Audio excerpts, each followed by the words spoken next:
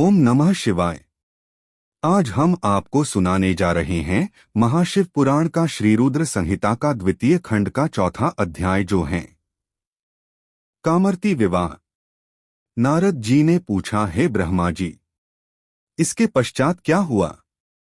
आप मुझे इससे आगे की कथा भी बताइए।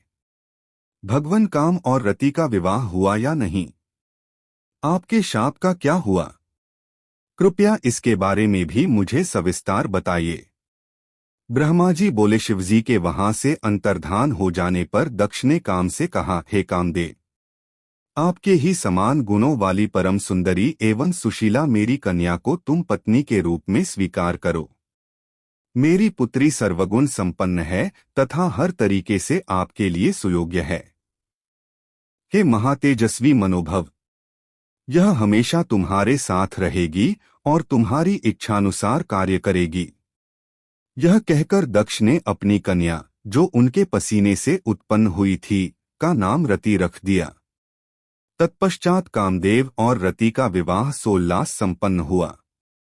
हे नारद, दक्ष की पुत्री रति बड़ी रमणीय और परम सुंदरी थी। उसका रूप लावण्य मुनियों को भी मोह लेने वाला था।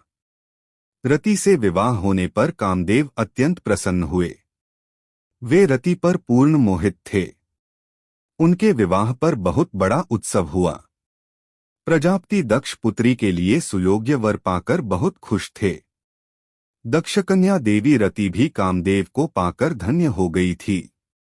जिस प्रकार बादलों में बिजली शोभा पाती है, उसी प्रकार कामदेव के साथ रति शोभा पा रही थी।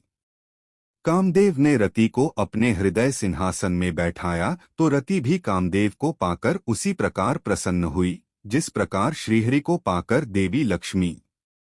उस समय आनंद और खुशी से सराबोर कामदेव व रति भगवान शिव का शाप भूल गए। सूत जी कहते हैं, ब्रह्मा जी का यह कथन सुनकर महर्षि नारद बड़े प्रसन्न हुए और हर्षपूर्वक बोले, हे महामते, आपने भगवान शिव की अद्भुत लीला मुझे सुनाई है।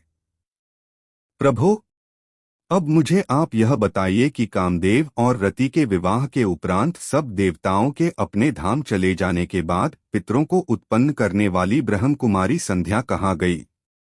उनका विवाह कब और किससे हुआ? संध्या के विषय में मेरी जिज्ञासा शांत करिए।